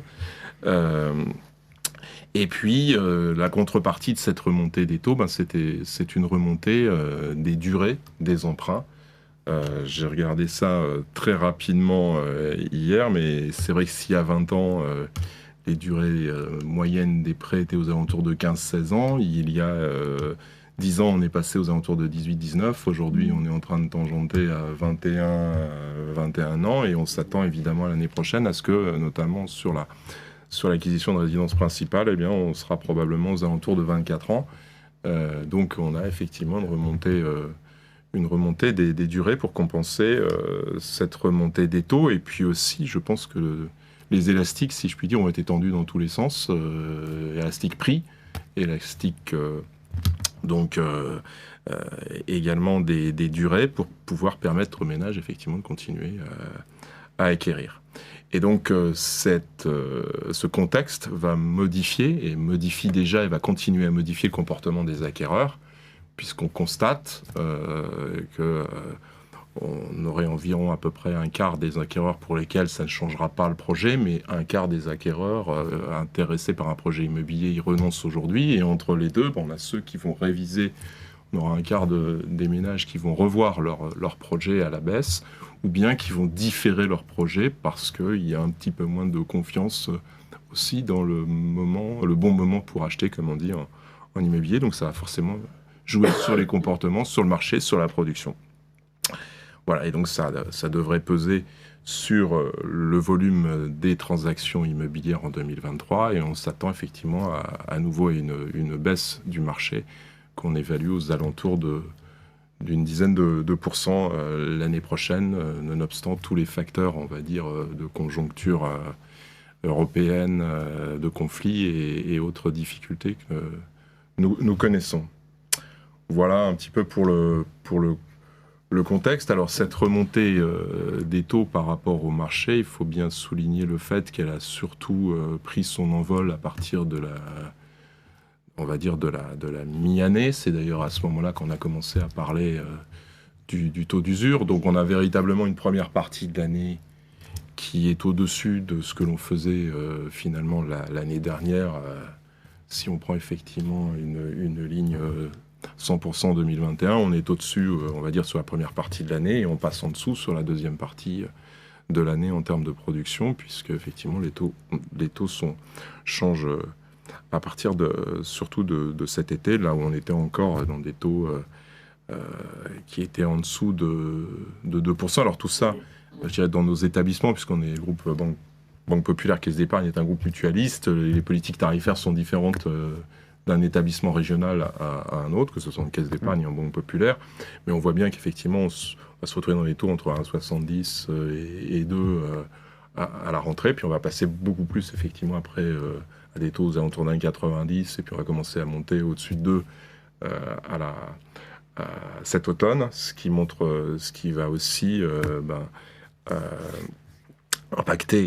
On va y venir, les taux d'usure, puisqu'on va voir que les taux effectivement moyens pratiqués, référencés pour le calcul du taux d'usure vont effectivement pour le dernier trimestre de cette année se situer aux alentours de 22-30. Voilà pour ce qui est donc de ces taux. Dans ce contexte, eh bien, tous les dispositifs qui peuvent désimpacter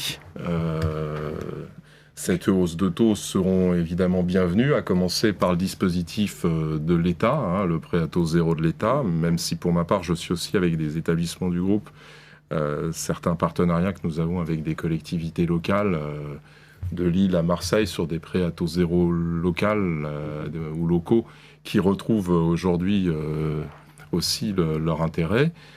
Effectivement, le prêt à taux zéro va continuer à désimpacter cette hausse de taux, donc on va y porter un intérêt particulier, même si la volumétrie aussi annoncée sera en deçà de ce que l'on avait connu l'an dernier. Le dernier comité de la SGVIAS, de la Société de gestion de fonds de garantie, de financement et garantie de l'accession sociale qui suit effectivement les PTZ pour le compte de l'État, nous indiquait donc effectivement lors de son dernier comité de la semaine dernière que l'on devrait effectivement être aux alentours de moins 9% par rapport à 2021 et rejoindre à peu près les chiffres qu'on avait connus en 2020 pendant la période Covid, avec donc potentiellement, même si ça pourrait être un petit peu moins, 67 000 prêts à taux zéro donc consentis aux ménages contre 66 000 en 2020. On sera donc très proche. Et on a constaté que s'agissant de la primo-accession PTZ, on suivait exactement la tendance qu'on constate sur les crédits immobiliers avec la Banque de France, ce que je disais un petit peu tout à l'heure, c'est-à-dire moins 20% au-dessus au premier trimestre, moins 20% cet automne, et puis on va voir effectivement cette tendance finale sur ce dernier mois. Et en tout état de cause, c'est quand même moins 55 000, comme je l'ai noté, par rapport à ce qu'on faisait il y a 5 ans. Donc on voit bien qu'il y a moins de primo-accession PTZ de toute façon sur le marché.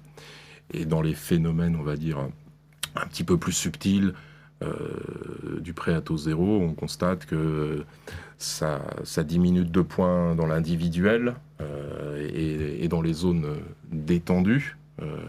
Et puis ça augmente un petit peu en collectif, donc on a quand même 70% du prêt à taux zéro, il ne faut pas se leurrer, qui se fait quand même dans l'individuel, et 30% dans le collectif pour nos promoteurs, mais qui en proportion a gagné un peu par rapport à l'individuel, ce qui sera une mince consolation pour les promoteurs qui travaillent sur la zone B1 en collectif.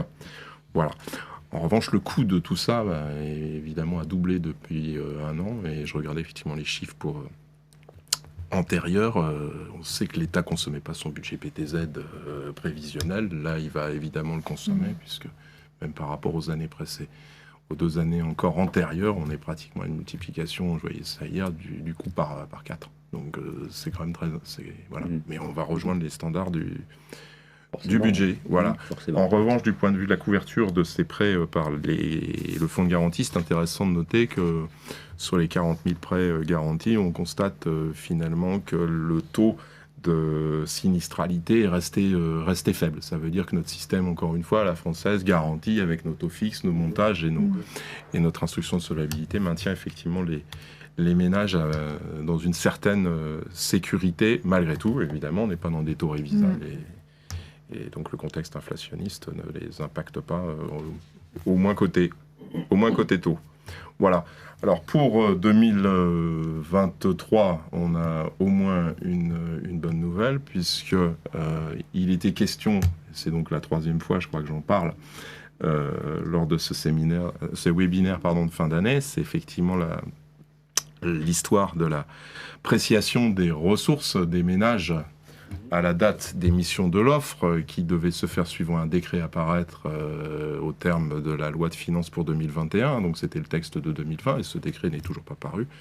Parce que dans le match, on va dire, si vous me permettez la comparaison, dans le match Trésor contre Logement, eh bien, à l'issue des prolongations, on n'a toujours pas un vainqueur sûr. L'un qui préférait effectivement être en 12 mois glissants et l'autre qui effectivement serait plutôt partisan de l'appréciation des ressources N-1 et N-2. Et donc il y aura forcément un tir au but. On est encore dans les tirs au but, c'est ça. L'année prochaine pour déterminer effectivement quelles seront les modalités du PTZ 2024, puisque là on est parti jusqu'à la fin 2023 grâce à la prorogation que nous avions obtenue effectivement l'année dernière. Et donc on va rester en appréciation des ressources N-2 et c'est finalement d'une part une bonne chose pour nous banquiers parce qu'on n'a pas à modifier d'ici quelques semaines notre informatique. Ouais.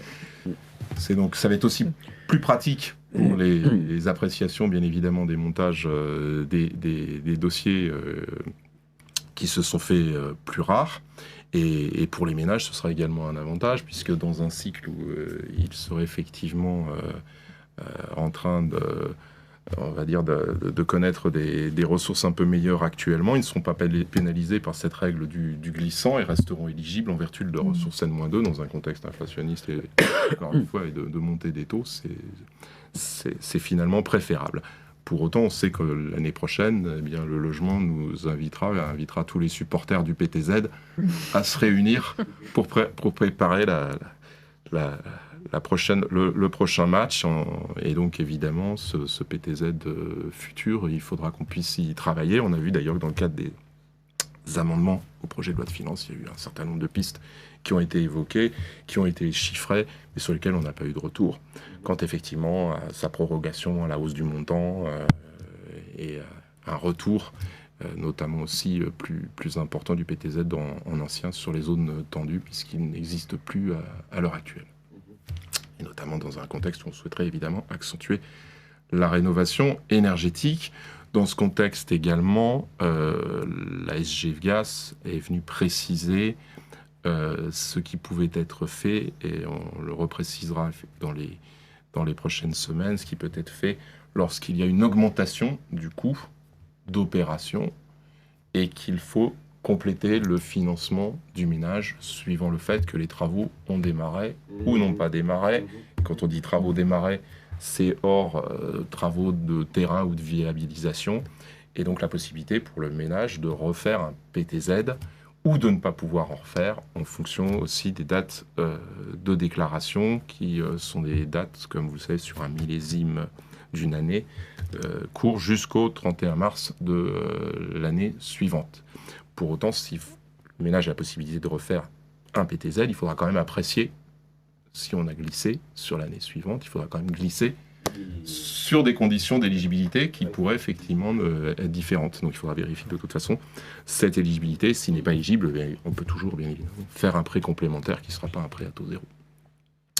Voilà pour le PTZ. Alors sur les contraintes qui pèsent, puisqu'il y a eu beaucoup de débats, on le sait depuis cet été, sur les contraintes qui pèsent sur le plan réglementaire, il y a d'une part les contraintes HCSF que vous rappeliez, d'idée donc du Haut Conseil à la stabilité financière d'une part, et puis il y a le fameux sujet du taux d'usure. Alors du point de vue du HCSF, rien de nouveau en termes de fonctionnement, puisque du point de vue du HCSF, si on est rentré dans des obligations depuis le 1er janvier 2022, ces règles étaient de toute façon déjà appliquées précédemment en recommandation. Et donc ça n'a rien changé dans la pratique des banques, dans l'application des normes HCSF. Et ces normes HCSF, je vous rappelle que ce sont les suivantes. C'était 35% de taux d'endettement maxi, c'était 25 ans plus, et ça reste 25 ans de prêt maximum. Donc avec ce que je disais tout à l'heure, c'est qu'on commence à s'en rapprocher. Or, la durée de préfinancement qu'on avait obtenue de 2 ans supplémentaires, et puis les possibilités de dérogation sur production totale de 20%, qui permettent aux établissements bancaires de couvrir à la fois la résidence principale pour plus de 80% de cette dérogation, ou de couvrir plus spécifiquement les accédants à la propriété pour plus de 30%. Ce qui avait fait qu'on avait eu des discussions à l'époque, je vous le rappelle, pour voir ce que l'on pouvait faire pour les autres cibles, savoir en fait quels étaient, nous, les seuils que nous devions surveiller à ne pas dépasser sur nos autres productions que celles de la résidence principale et de la primo-accession. Et donc on avait effectivement le droit, dans l'inversion des ratios, à 14% de production non conforme hors, on va dire, primo-accession, et seulement 4% hors résidence principale, ce qui donne effectivement le chiffre de possibles dérogations pour le financement de l'investissement locatif, ce qui a pu en étonner certains qui se sont retrouvés avec des refus de financement supplémentaire sur l'investissement locatif. Mais ce que l'on avait observé et qu'on continue à observer, c'est que ces contraintes HCSF sont très sérieuses, comme un certain nombre d'ailleurs d'autres contraintes réglementaires, qui sont nées dans une période de taux bas et qui finalement aujourd'hui, d'une certaine façon, pénalisent la possibilité d'augmenter le cas échéant la durée de prêt pour respecter un engagement bancaire qui aurait été donné, je pense notamment dans le parcours de la primo-accession sociale, qui requiert les avis ou les accords parfois de plusieurs financeurs, quand ce n'est pas aussi la collectivité qui intervient. Eh bien, ce sont des parcours longs, et ce que l'on dit en accord ou en pré-accord à un primo-accédant à date ne sera peut-être plus vrai un mois plus tard, et on n'a pas cette solution pour dire, en augmentant la durée du prêt, comme on le faisait à une certaine époque, eh bien, on a la possibilité effectivement de pouvoir quand même faire votre dossier. Et donc ça, on le rencontre aussi bien d'ailleurs dans des parcours un petit peu complexes, comme vous l'évoquiez tout à l'heure, bail réel solidaire, où il y a un agrément de l'OFS, de l'organisme de foncier solidaire, PSLA, quand vous êtes obligé d'avoir 6 mois de location et que vous ne pouvez pas opter au taux d'aujourd'hui pour l'achat, et que vous devez attendre effectivement 6 mois dans des conditions de taux qui ne seront peut-être pas du tout les mêmes. Voilà, on pronostique effectivement l'année prochaine potentiellement l'atteinte de taux qui pourrait dépasser 3,20 en fin d'année 2023. Ça nous fera effectivement davantage de difficultés. Et donc on avait d'ores et déjà constaté, ça se vérifie aujourd'hui, le fait qu'on avait perdu notamment au moins 20% de la première tranche des primo-accédants du prêt à taux zéro d'entrée avec l'application des normes. Donc ce seront évidemment les ménages les plus modestes pour lesquels les possibilités d'accession seront plus difficiles. Et on en a pour autant besoin dans vos programmes, dans vos commercialisations, parce qu'il y a des quotas de logements abordables réservés à des personnes plus modestes et qu'il va bien falloir écouler, sinon on aura des queues de programmes qui ne pourront pas être commercialisés ou des programmes qui ne pourront pas être lancés, compte tenu du fait que les taux de commercialisation ne seront pas atteints parce que ces parties de programme ne seront pas commercialisées. Dernier point sur le taux d'usure, on a entendu beaucoup de choses sur le taux d'usure depuis cet été. Il est vrai qu'il était difficile pour Bercy de se dire à un moment donné on va finalement accepter de revoir les règles du taux d'usure et permettre aux banquiers d'augmenter les taux d'emprunt des ménages. Il y a quand même une opposition en face qui n'aurait pas bien vu le fait que les banques en plus puissent augmenter leurs taux pour financer les plus modestes. Et par ailleurs, le taux d'usure qui est un frein, je vais dire aussi, comme vous le savez, non seulement au taux d'emprunt, mais qui est aussi aux frais annexes, eh bien, conduit aussi un certain nombre d'acteurs à souhaiter que les règles soient revues parce que, comme je l'ai dit tout à l'heure, on avait tiré aussi sur l'élastique des prix, l'élastique des taux, l'élastique probablement des marges et l'élastique aussi des frais ou des commissions perçues. Et donc tout ça a été contenu et il a été finalement jugé qu'au mois de juin, on ne reverrait pas effectivement cette règle de taux d'usure.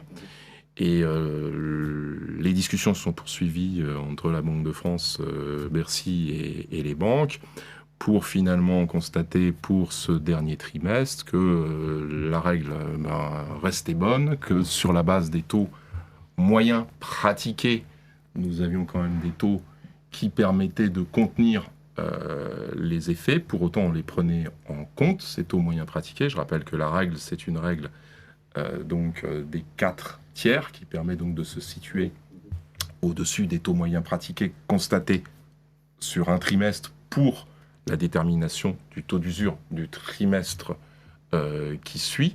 Et donc ces taux d'usure sont actuellement à 3,03 et 3,05 suivant qu'on est sur des prêts de moins de 20 et plus de 20 ans, sur la base de taux donc, qui avaient été moyens pratiqués, qui avaient été constatés, comme je l'ai dit, je crois tout à l'heure, aux alentours de légèrement en dessous de 2,30.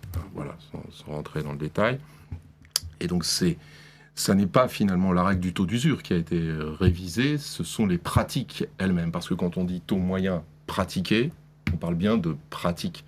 Et l'on avait constaté que suivant les établissements bancaires, les informations remontées suivant les pratiques, eh bien, dans le cadre d'une opération immobilière, vous savez que vous avez un accord de prêt, vous savez ensuite que vous avez une offre de prêt, vous savez ensuite que vous avez une offre qui va être signée par le client, puis ensuite on ira à la mise en force et on avait constaté que les déclarations, suivant les établissements, n'étaient pas les mêmes. Donc le sujet, c'était bien un sujet de flux des données, puisque dans le laps de temps de déroulement d'une opération, les données, suivant les établissements, si vous ne les déclarez pas au même moment, vous n'avez évidemment pas les mêmes effets sur les taux qui sont enregistrés. Et donc cette amélioration du flux IT qui a été faite et qui est encore en cours pour que soient transmis les taux qui sont pratiqués à l'offre acceptée par les clients, et non pas on va dire les contrats signés, parce que ça prendra quand même un petit peu plus de temps, et pas non plus les offres émises, mais on est bien sur des offres qui sont effectivement acceptées par les clients, et donc ça va permettre aussi d'uniformiser complètement les pratiques. Alors certains établissements l'étaient, d'autres l'étaient moins, et donc tout ça va permettre effectivement d'avoir une meilleure vision, et ensuite la méthode de détermination va être identique, mais au moins on sera bien évidemment plus conforme à la réalité des taux pratiqués sur le dernier trimestre, et notamment sur la fin du trimestre précédent, ce que l'on n'avait pas avant. Un petit peu finalement pour rejoindre ce que l'on pratique en prêt à taux zéro, c'est-à-dire vérifier, partir des taux zéro coupon en fait, du marché interbancaire sur la dernière période du trimestre précédent, du 10 au 10. C'est ce qu'on fait pour déterminer le coût du prêt à taux zéro. On va avoir une logique qui sera un petit peu apparentée, on va dire, pour ce qui est du taux d'usure.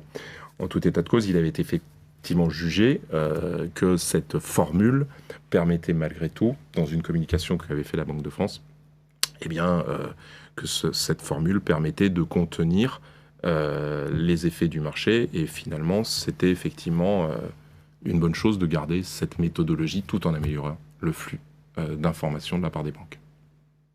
Voilà pour les... Ok, merci beaucoup. Sans transition, je vais passer au dernier sujet. Il n'y a pas de questions non, c'était clair. Puisqu'on a un petit peu dépassé notre planning. Donc quelques éléments complémentaires concernant le dispositif. Je vais peut-être me concentrer en fait sur le dispositif Pinel. Pour dire en fait aux auditeurs qui nous écoutent que sur le Pinel rien n'a changé. Et une petite alerte, j'aimerais leur dire quand on est en période justement de projet de loi de finances, que des amendements circulent dans tous les sens, de faire attention un petit peu aux fake news qui peuvent circuler et de vraiment chercher l'information là où elle est la plus pertinente et la plus exacte, j'ai envie de dire, au sein de la FPI.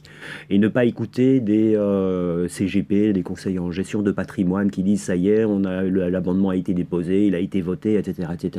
Surtout dans le contexte actuel du 49.3 où tout peut être balayé à chaque fois. Donc on a fait des communications, je pense, à travers le FPI Info très régulièrement et très précises. Donc les équipes, notamment Bérangère ou Anne Péricot, ont vraiment suivi les choses de façon très fine.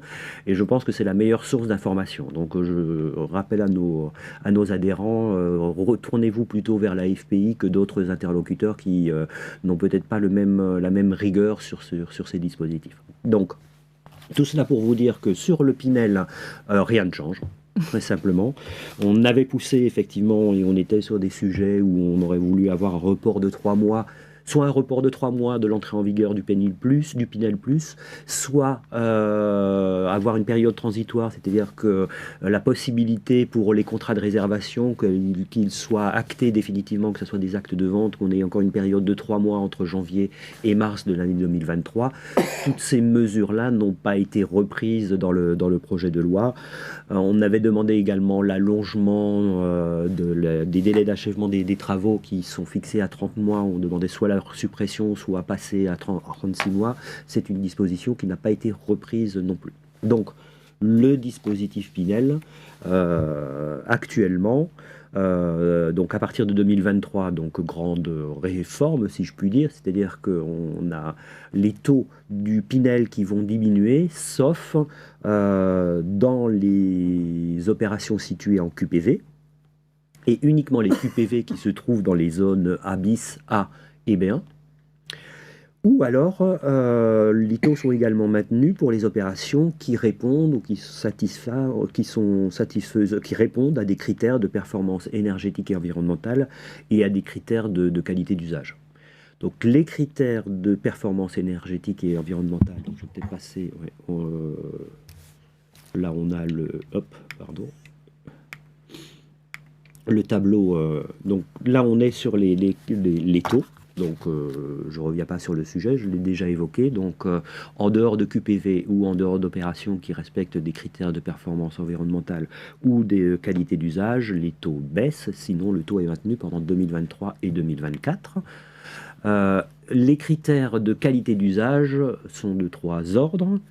Le premier critère, c'est un critère de double orientation.